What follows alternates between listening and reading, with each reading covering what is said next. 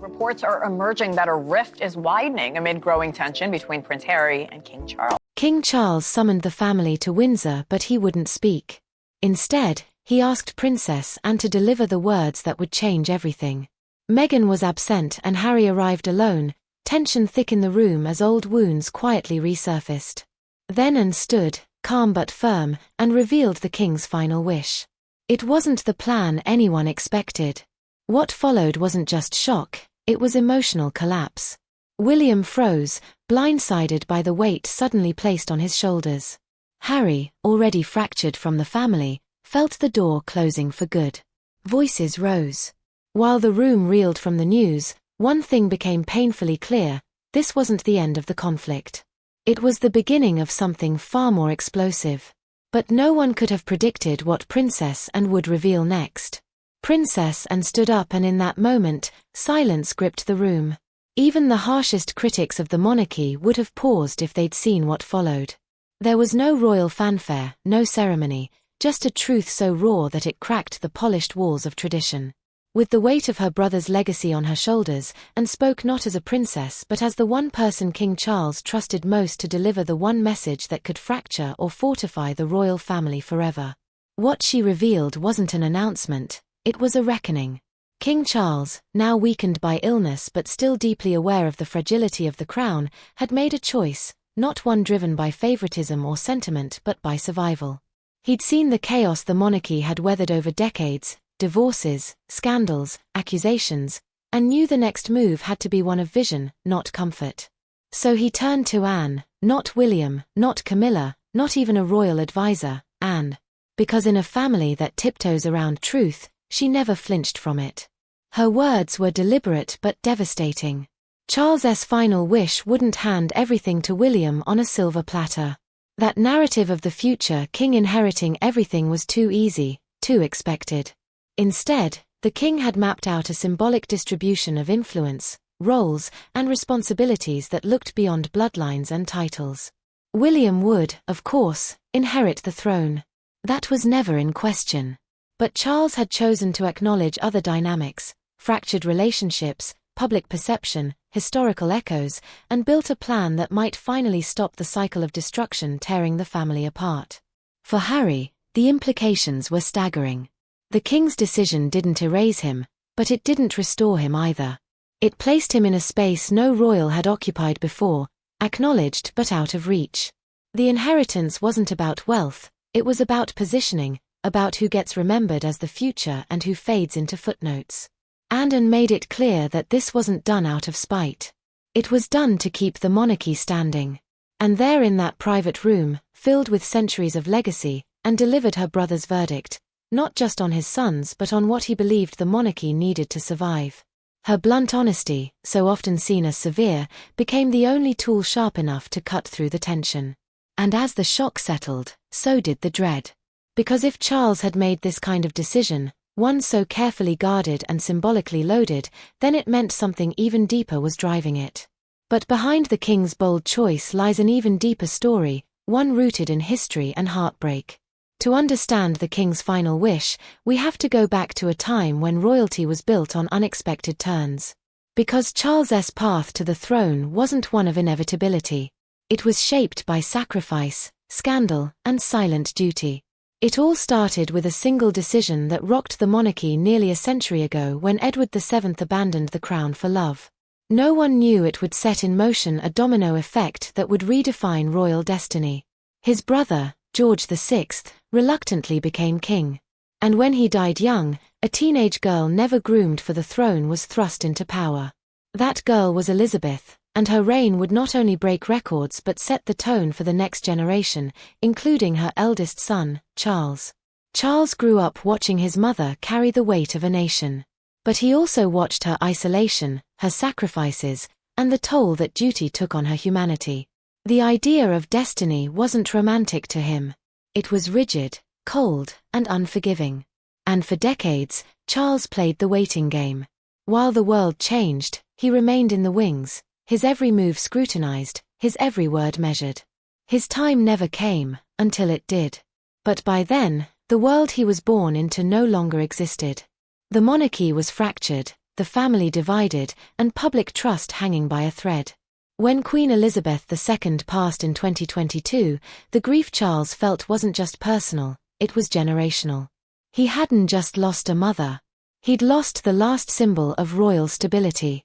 And in that vacuum, everything shifted. Barely had he taken the throne when his doctors delivered another blow, a cancer diagnosis. And suddenly time, something Charles had once had too much of, became terrifyingly finite. He was no longer a prince with years ahead. He was a king running out of time.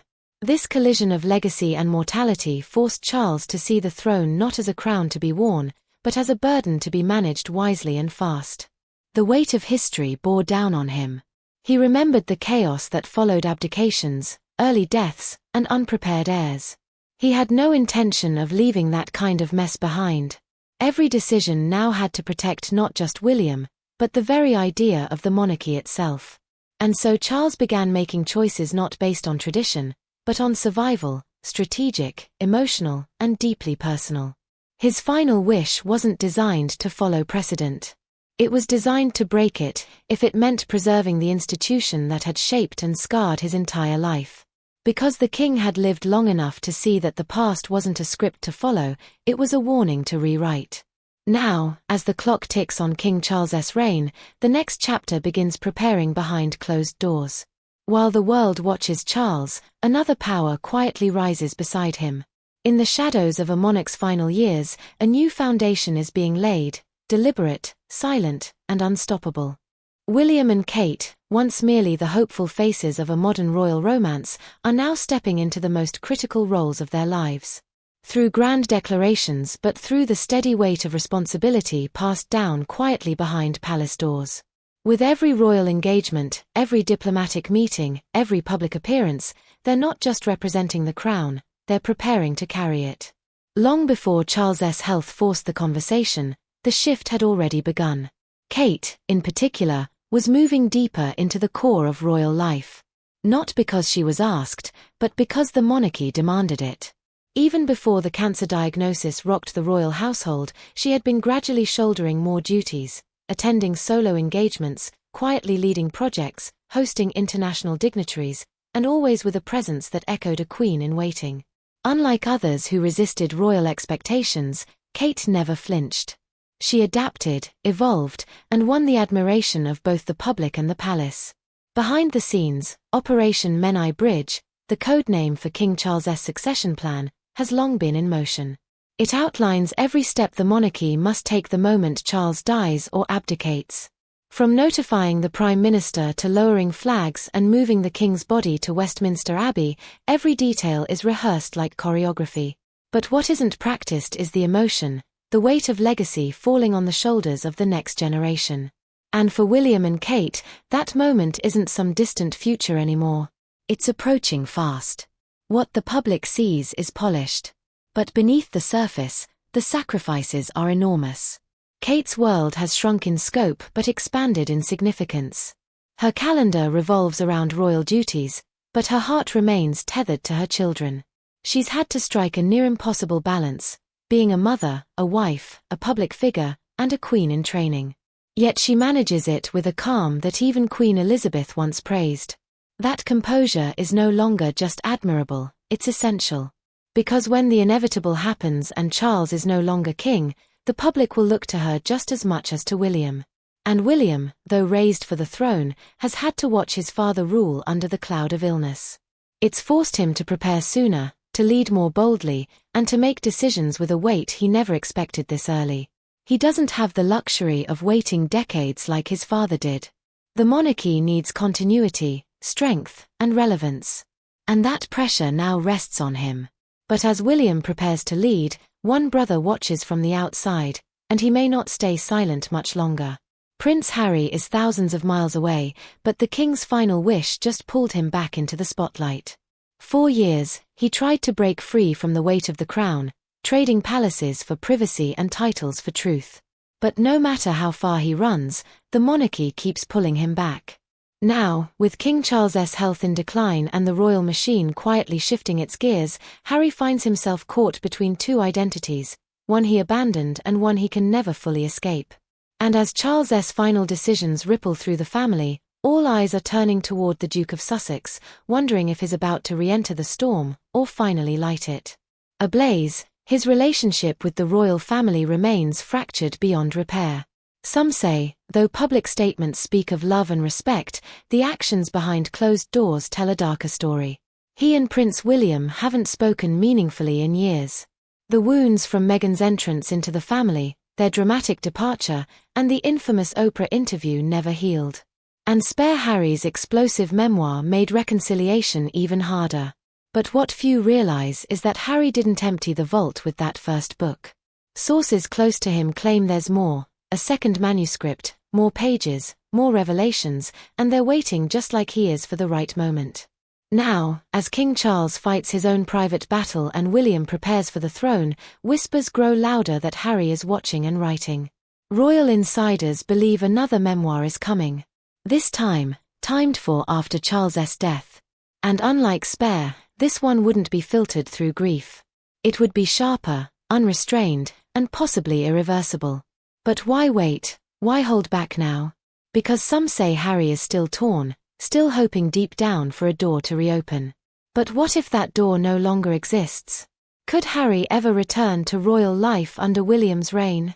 That's the question echoing across the monarchy. Technically, he's still a prince, still a blood royal, but titles mean nothing when trust is gone. For William, Harry's actions crossed lines that can't be uncrossed.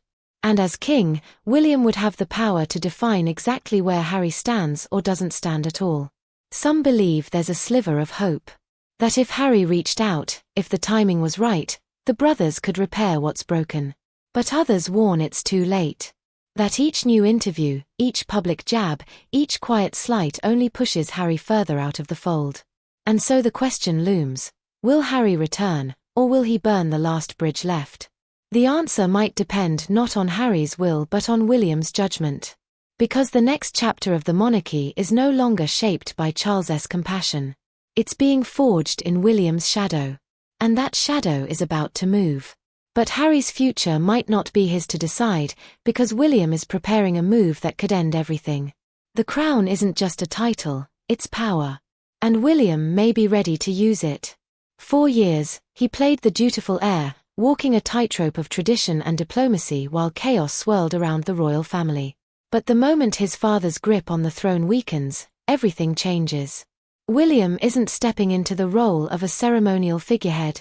He's stepping into command. Insiders say he's already preparing his first decisive move, stripping Harry and Meghan of their HR titles for good. No more half in, half out. No more ambiguity. No more mercy. The wounds Harry left behind with his memoir Spare didn't just expose family secrets, they rewrote the public's perception of the monarchy. For William, those pages weren't just painful. They were personal attacks cloaked in sentiment. The betrayal cut deeper than the media ever saw.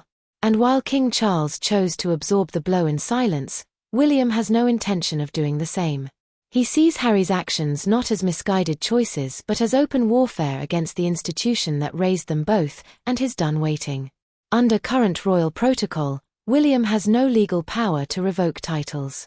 But once the crown is his, all that changes. As king, he can reassign, redefine, or remove titles entirely. And according to palace sources, he intends to do exactly that. Not for revenge but for clarity. The public, the monarchy, and the Commonwealth deserve a clear line between working royals and private citizens cashing in on their former status. William wants to draw that line with permanent ink. The final straw, it seems, came when Meghan Markle reposted a message from Ukraine's vice president, one that referred to her as Your Royal Highness. Though the couple had agreed not to use those titles after stepping back, the reappearance of Her Royal Highness in a public message reopened old wounds and reignited debates within royal circles. Some saw it as harmless. William did not. To him, it was another example of how blurred lines keep damaging the monarchy's reputation. This isn't about pride anymore. It's about control.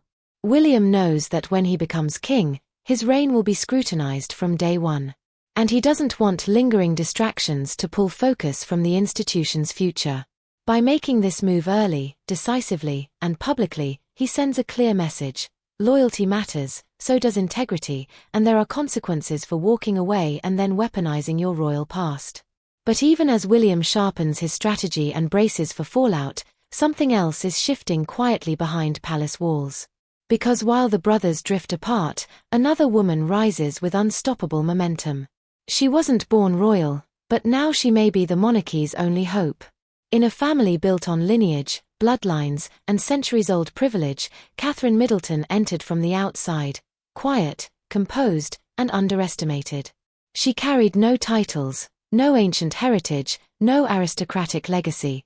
Just grace, grit, and the one quality the monarchy has always feared yet desperately needed, authenticity.